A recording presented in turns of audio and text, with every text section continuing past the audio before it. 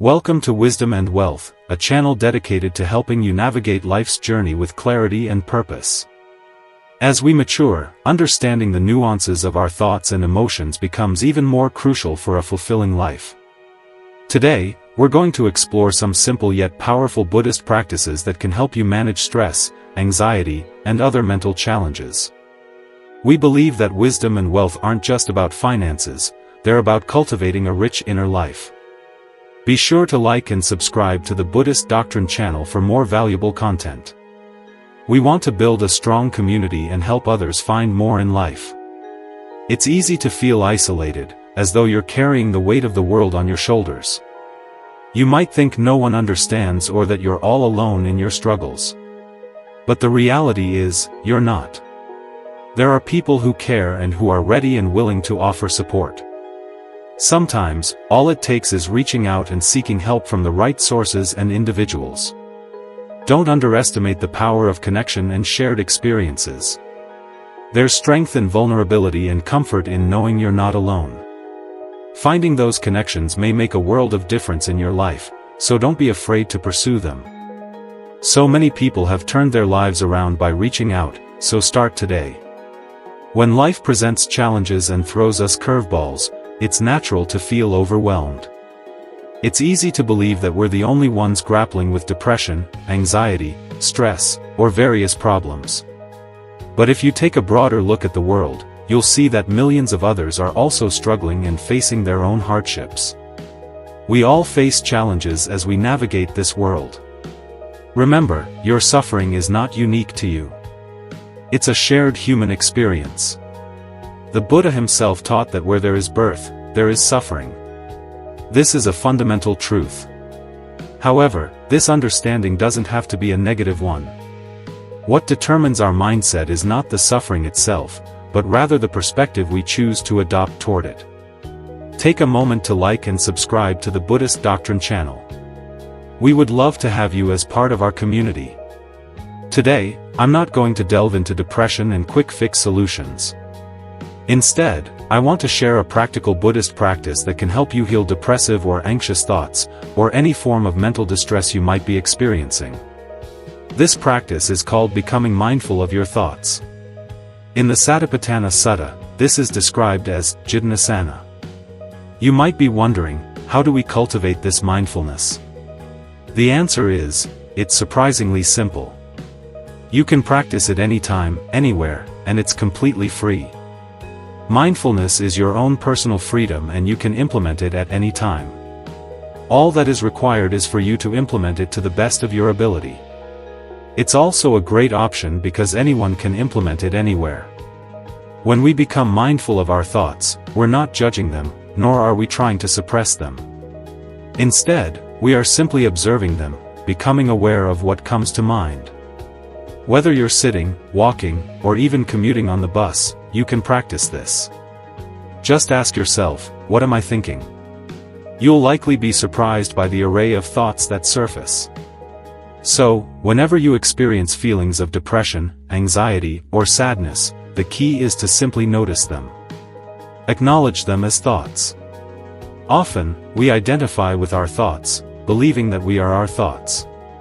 But remember, you are not your thoughts. By cultivating mindfulness, you gain the ability to separate yourself from your thoughts. This detachment is critical for emotional well-being. We shouldn't judge ourselves based on our thoughts. Instead, we can practice becoming more aware of them, without judgment. Imagine you're sitting by the side of a road, watching traffic go by. Cars, bikes, vans, buses, and cargo carriers pass by. You simply observe them, noticing their presence. Most of the time, we become afraid of these vehicles, and we jump into the middle of the road, trying to stop them. We're trying to suppress these thoughts, aren't we? Like and subscribe to the Buddhist Doctrine channel for more life-changing insights. Join us on the path to wisdom and wealth. That's what happens when we become depressed or sad. When these depressing thoughts plague our minds, we try to fight them. We try to suppress them, to stop them. But the more we try to stop these thoughts, the more persistently they return. So, instead of fighting them, we simply notice them. Ask yourself this simple question: what am I thinking? You might discover, my thoughts are depressed, rather than, I am depressed. What is the nature of a thought?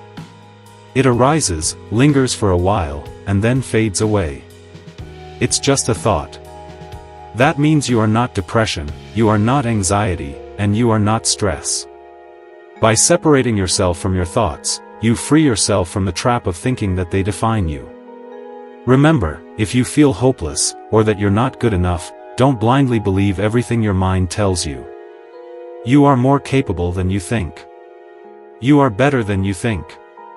What holds us back is often the limited frame we create in our minds. I'm not good enough, I can't do this, I'm hopeless, no one is going to help me.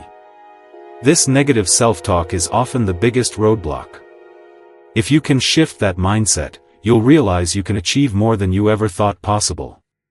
So, please, don't think you're not good enough. You are more capable of doing things than you believe. Trust in yourself and put in the work. If you're going through painful situations and have painful memories, don't run from them or be afraid of them. Remember, pain is often a part of growth. To grow, sometimes you have to endure pain. It's an unavoidable part of the human journey. If you practice mindfulness exercises, seek help when you need it, and consider appropriate treatment for mental suffering, you will find your way back to well-being. You will find happiness in your life. The best part of recovering from traumatic and painful situations is that you can then help others who are in the same place you once were.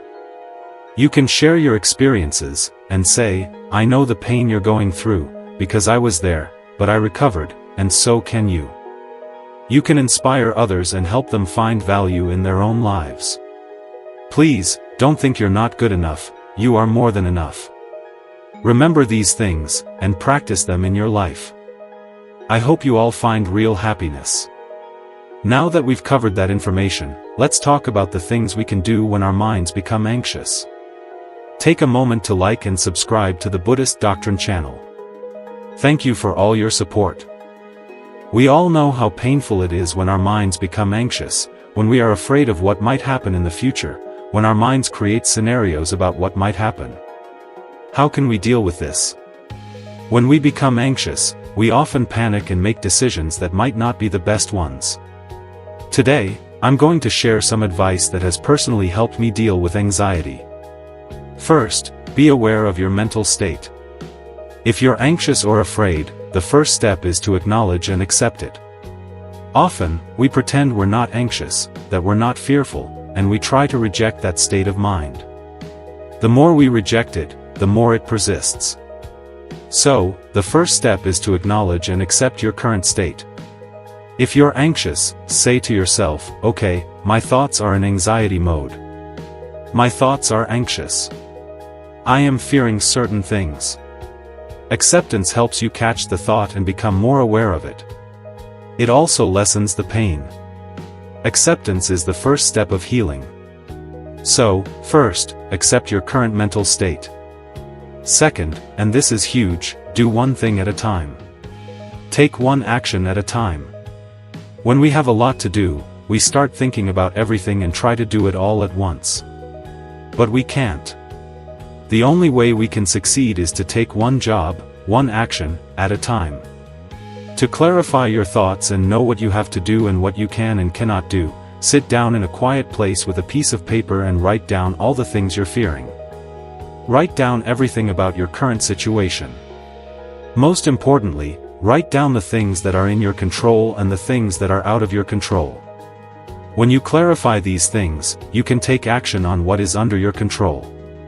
So, sit down, write down all the thoughts, write down your current life situation, and write down what's under your control and what's not.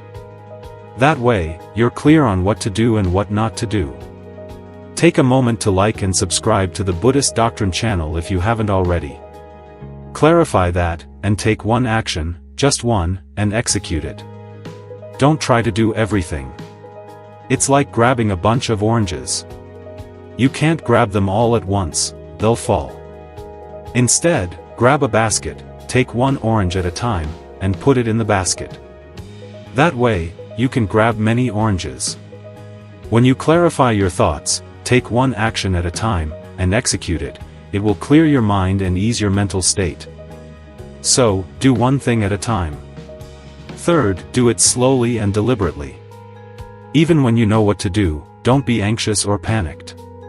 Do it slowly.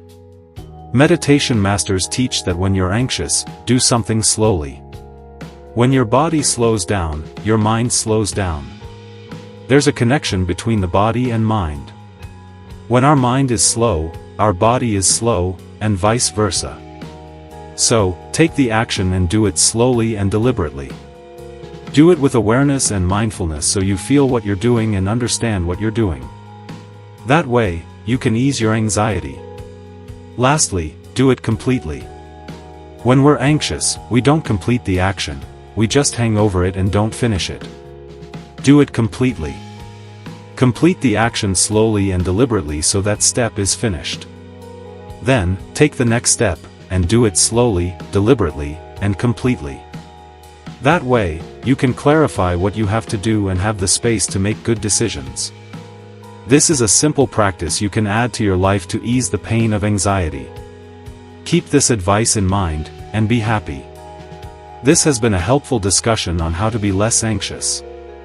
Now, let's talk about negative emotions. Welcome to another video. Today, let's discuss how to control our negative emotions and how to control our minds. The nature of our minds is to wander in negative emotions and negative thoughts like anger, desire, lust, jealousy, and resentment.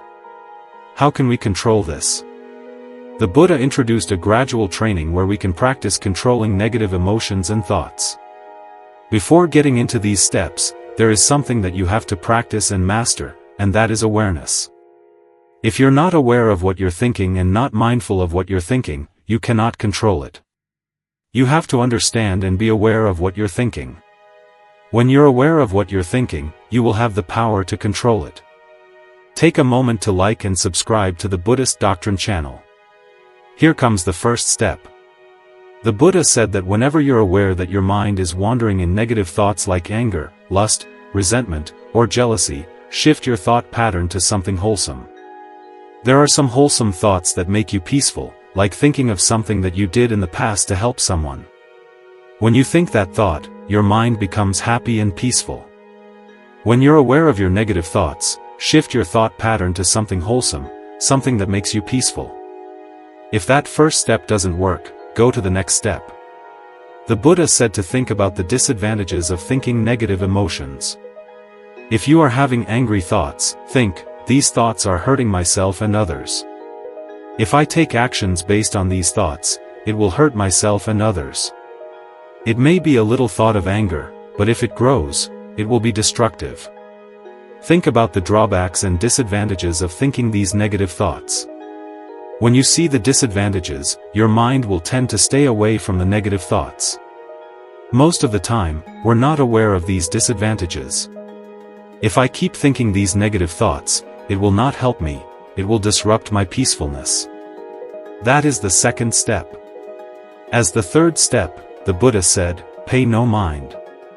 If the second step doesn't work, don't pay any attention to that thought. When we give a lot of attention to something, even a thought, it grows again and again.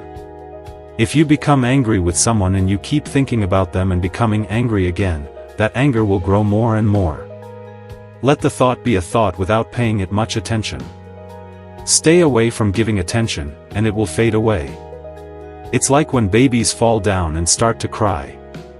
If the mother or father sees that it's not a big deal and doesn't give attention to the baby, he'll stop crying. Do the same with our minds. If we don't pay attention to the thought and just let it go, it will fade away. Take a moment to like and subscribe to the Buddhist Doctrine channel. If the third step doesn't work for you, then the Buddha said to relax your thought process. When you think negative thoughts, your mind becomes so busy and distracted. Think, why am I thinking these distracting, negative thoughts?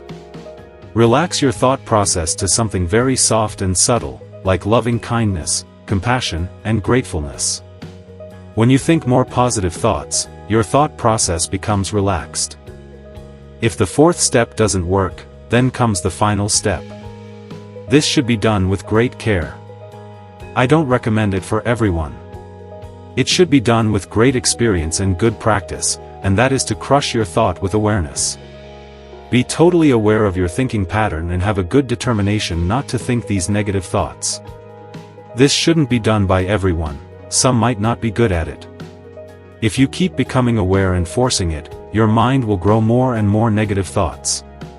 So, if the first 4 steps don't work for you, go for the final step. It's much better to practice the first 4 steps before doing the final one. Practice these things. When you practice, you'll feel that your negative emotions are fading away little by little. This isn't going to happen overnight. It will take a long time to do this. But keep practicing. Make it a habit, and you'll become a master of it. Practice this and make your mind free from negative thoughts. It takes time and effort to rewire your thought patterns. Like and subscribe to the Buddhist Doctrine channel to help others on their own personal journey. Welcome to another video. Today, let's talk about loneliness and how to face this situation. I'm going to be talking about 2 things, loneliness and solitude, which is a more reframed version of being alone. First, let's talk about loneliness. When we're around people, when we're living with people, and when we're in relationships with people, we normally feel happy and content, and we feel joyfulness within ourselves. But when they're not around us, or when they leave us, or when we have to depart from them, we normally feel depressed, sad, or lonely, and we feel like no one cares about us. This is the feeling of loneliness.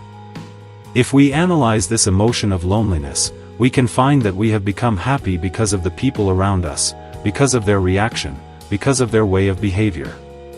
That was the reason we became happy. Simply, it means that we've given the key of our own happiness to other people. When they leave our lives, or when they depart from us, or when they fade away from our lives, we become unhappy, sad, and depressed, and we feel like no one is caring for us. How can we deal with this? That's where we come to the topic of solitude. The Buddha advised us to practice solitude.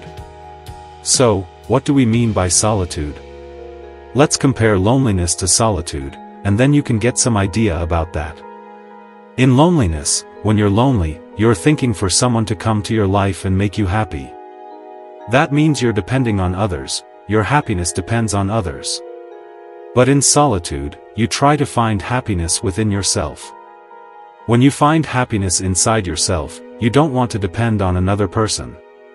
You can find your happiness within yourself, and that is what the practice of solitude gives us. When you're in solitude or simply when you're being alone, you're happy.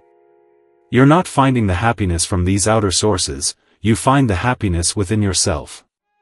The Buddha teaches us to look at loneliness not as something to be sad about, not as something negative. The Buddha teaches us to look at loneliness as something beneficial and positive for you. How can we use loneliness, or how can we reframe loneliness to be positive? Whenever you're alone, you have more time for yourself, you have bigger freedom for yourself. You can think about yourself, reflect more about yourself, practice meditations, think about your health, and practice self-development techniques so you can improve yourself. Take a moment to like and subscribe to the Buddhist Doctrine channel. When you use that time and that loneliness for good things, you become more positive about it, and you never feel sad or depressed. Let me tell you a little story about how the Buddha felt lonely at one time. This happened to the Buddha before he became enlightened. We call him the Bodhisattva. When he was a Bodhisattva, he was practicing self-mortification for 6 years. He gave lots of hardships to his body. He did some extreme meditations in the jungle. There were 5 monks who were helping the Bodhisattva. He practiced these self-mortification meditations for 6 years, and he mastered that. Finally, he came to the conclusion that he could not achieve enlightenment by self-mortification. So, he decided to find the middle way. He took his bowl, went to the village, and got some foods to eat because he thought that he needed to have physical energy in order to meditate. The 5 monks who were helping the Bodhisattva were confused because they were expecting enlightenment through self-mortification, and they saw that the Bodhisattva was having foods. They thought that he was not going to achieve enlightenment, which could only be achieved through self-mortification. They did not believe in the Bodhisattva. So, they left the Bodhisattva. Our Bodhisattva was all alone in the middle of the jungle. There was no one to help him. There was no one to care about him. No one knew about him. He was all alone. But he didn't think about that loneliness as something depressed or negative. He thought, now I have more time for myself. I can do my meditations freely. There is no one to think about me. So, I must use this time for self-development. That is what the Bodhisattva thought. So, that is the way that we also should think about loneliness. If you're feeling lonely and having some kind of lonely situations in your life, use that valuable time to create a better life for yourself because you have more time. You can do meditations. You can stick into a daily routine of self-development. You can do workouts. You can walk for some time and be with nature. Read a book or learn something new. Practice meditations. Do exercises. These things can be done when you are alone. Rather than feeling depressed, why can't we become more happy about the time that we're spending alone? Take a moment to like and subscribe to the Buddhist Doctrine channel to stay informed with the latest uploads. If people come into your life, let them come. If people walk away from your life, let them walk away. But you have to be by yourself. You have to think about yourself. That is what you have to think and do in this valuable time. I think that you got some idea about loneliness and being in solitude. Practice solitude and make your life better. We all seek happiness. If I ask if you would like to be happy, you would answer that of course. Take a moment to reflect on how you may feel. Happiness is the answer for all living beings. Buddha says that all living beings like to be happy and seek happiness. If you really think about our lives, we are in a never-ending journey of pursuing happiness. That means we are seeking happiness. We are chasing and seeking for happiness, but we have not found it. Why? The Buddha teaches that we are finding happiness from a source that it does not exist. Because we are seeking happiness from the external world and from materialistic things.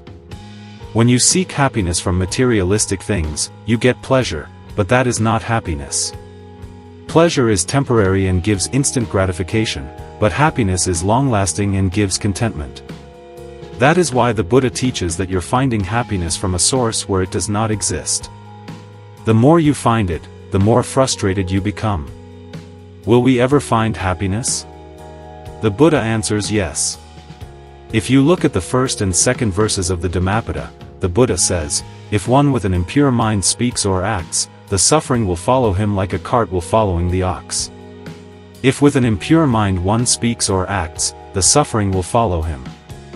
And in the next verse, the Buddha says, if with a pure mind one speaks or acts, the happiness will follow him like a shadow following a man. That means that happiness and sadness depend on the purity and impurity of our mind. When our mind is pure, we can find happiness. How can we find or gain this purity in our mind? The Buddha teaches that there are a lot of things that you can do.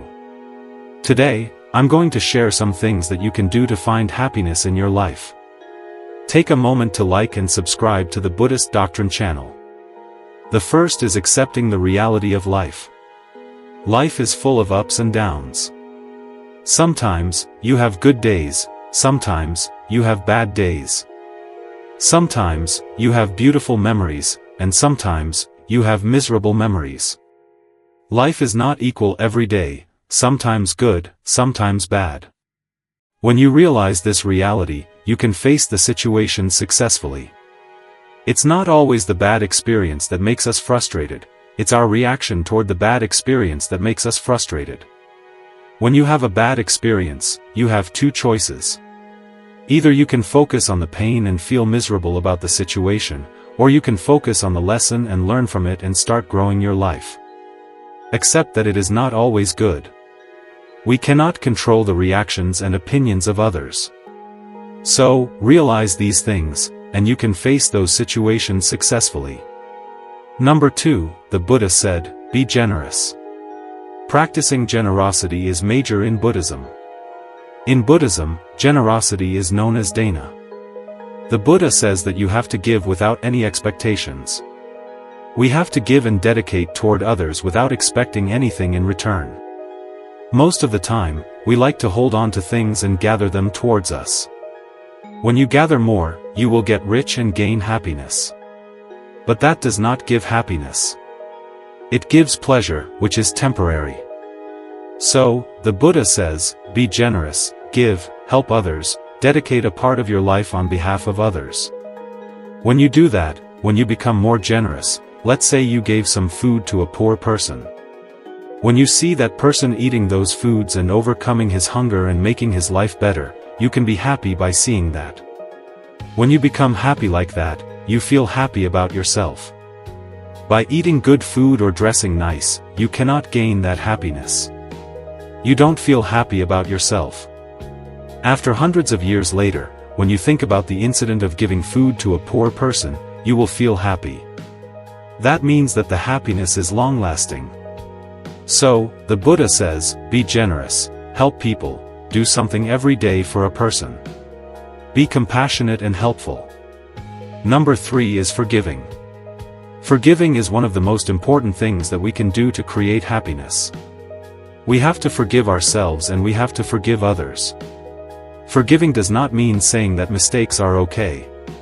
You're not saying that when you forgive, you make your heart free. So, when you forgive, it's not for that person, it's for you. We have to forgive ourselves. We all have done mistakes in the past. If you hold on to the past and make the present moment miserable, that will not give you happiness. Take a moment to like and subscribe to the Buddhist Doctrine channel. It really does help us make more helpful content. Do not hold on to mistakes. We all have the ability to forgive ourselves and start over. We all have the privilege to start our life again and make it better. No one is perfect. We all have done mistakes. The thing is to forgive and start doing good things. These are some things that we can do to create happiness. There is also the ultimate happiness. The Buddha teaches that this is called nirvana, or enlightenment. When you realize the reality of this life and when you remove the desire or craving that arises within your mind, then the Buddha says that is the ultimate happiness. Nibbana means removing desire, anger, and delusion of the mind, which is enlightenment. When you practice these practices, you will create happiness in your life. Practice these things and make your life happier. The Buddha, when you're working towards success and trying hard to make your life better, you may find haters. That is normal. If someone tries to make the world good and better, there will always be haters. They will talk and put them down. How to deal with them? From this inner guide question and answer, we will learn. Haters are with negative mindsets. They are with weak mindsets. You have to remember that you cannot avoid every hater. You cannot shut their mouth because they will always speak. What is the best reply for haters? Silence. Say nothing, do nothing. Just work on your success.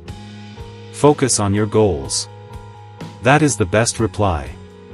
Never reply from words, reply from actions. The Buddha had haters. When he was preaching Dharma and healing hearts, some would put him down. He never replied with anger and resentment. He knew that the best reply for a hater is silence. The Buddha advised when people talk rude, I will not affect my mind with anger and not speak evil words. I will make my spirituality pure. Focused goals and life is the best reply. Remember, never be a hater or afraid of them. The mentally strong practice and never show their anger. Like and subscribe to the Buddhist Doctrine channel to support what we do.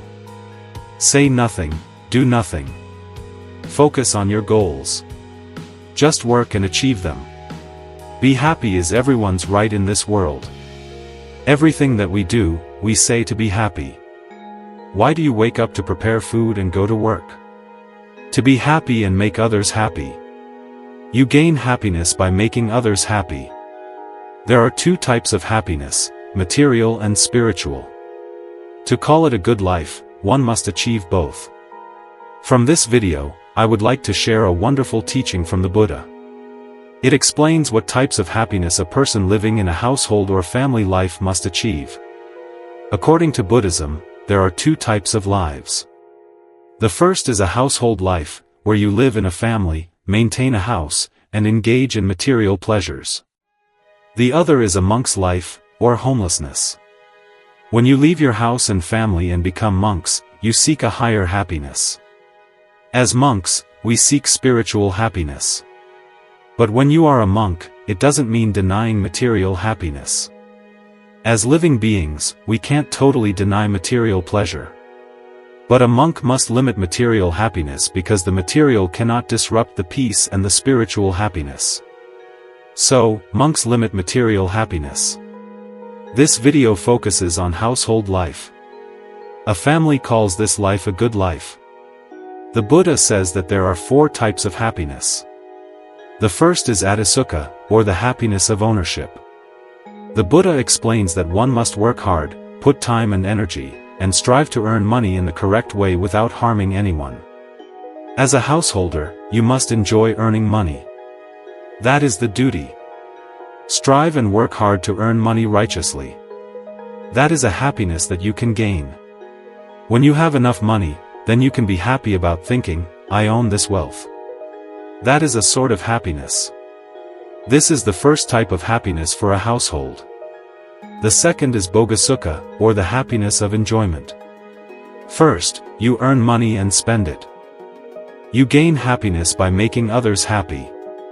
There are two types of happiness, material and spiritual. To call it a good life, one must achieve both. From this video, I would like to share a wonderful teaching from the Buddha. It explains what types of happiness a person living in a household or family life must achieve. According to Buddhism, there are two types of lives. The first is a household life, where you live in a family, maintain a house, and engage in material pleasures. The other is a monk's life, or homelessness. When you leave your house and family and become monks, you seek a higher happiness. As monks, we seek spiritual happiness. But when you are a monk, it doesn't mean denying material happiness. As living beings, we can't totally deny material pleasure. But a monk must limit material happiness because the material cannot disrupt the peace and the spiritual happiness. So, monks limit material happiness. This video focuses on household life. A family calls this life a good life. The Buddha says that there are four types of happiness. The first is adisukha, or the happiness of ownership. The Buddha explains that one must work hard, put time and energy, and strive to earn money in the correct way without harming anyone. As a householder, you must enjoy earning money. That is the duty. Strive and work hard to earn money righteously. That is a happiness that you can gain. When you have enough money, then you can be happy about thinking, I own this wealth. That is a sort of happiness. This is the first type of happiness for a household. The second is bhogasukha, or the happiness of enjoyment. First, you earn money and spend it. You spend it without harming yourself and other people. When you spend money doing good like helping your parents, and the people you love to make them happy, that is a happiness to achieve. That is the second happiness. The third is the happiness of freedom from debt, or ananasukha. When you are free from debt, you feel how much freedom there is. There are no loans, and you feel free. Financial freedom is to be achieved. It is a great happiness. Take a moment to like and subscribe to the Buddhist Doctrine channel. The most valuable is anavajasukha, or the happiness from a blameless life. You have to do things and say things so that you live with a good heart and wholesome heart. Living as a good-hearted person gives you a bigger happiness. What matters most is how you live your life, how much love you gave to other people, how righteously we lived, how we lived with kindness. You must achieve this happiness as well. These are the four happinesses for a household. I hope that this video gives you light. Achieve all of these in life. Have you ever wondered why some people are so good and clever in what they are doing? There are some in your space who are clever and capable in profession. What is the reason behind this success? The only word is consistency. It is important in all of our lives, not only in day-to-day but in the spiritual path. What is consistency? It means doing something every single day without stopping for a long period of time until you get better. If you look at our lives, there are some bad habits. Why are we so good at it? We have done it for a long time every day without stopping. Whether good or bad, if you're doing it consistently, we get good at it. We are good at distractions, anger, jealousy, and thoughts because we practice it over time. The Buddha said to be successful in your spiritual life, practice wholesome thoughts. Let's take studying. What do you have to do? Keep studying. Why do you find it difficult? Our minds get distracted. Then people complain. Well, the problem is lack of consistency. Sometimes, we try to study, and then we give up. That way, you're not going to be successful. To be successful in any field of life, keep doing it every single day. When we became monks, the first advice was that it takes several minutes to become a monk physically, but it takes years to be a monk from your mind. You will fail in some parts, but you have to keep going to not ever quit. To be good at anything, keep doing it every day. There is a problem. The enemy is high expectations. If we cannot get it, we give up. I cannot meditate for 1 hour. Take a moment to like and subscribe to the Buddhist Doctrine channel if you enjoy our content. No one can do that. If you want to meditate, you have to keep doing it. Do not have high expectations. Maybe like 1 minute. When you can easily achieve it, you can do it. The next day maybe you can focus for 2 minutes. Without high expectations, you will be good at consistency because if we do not see results we give up. To be successful, you need to spend a period of time when you're not seeing the results. If you are clear in your next step, take it. If you're in the correct path, no matter how fast or slow you will go to your destination. It does not matter how slow you're moving to success, but you're going to do it in the correct way. Do what you're doing, keep doing the good works. One day you will achieve your goals.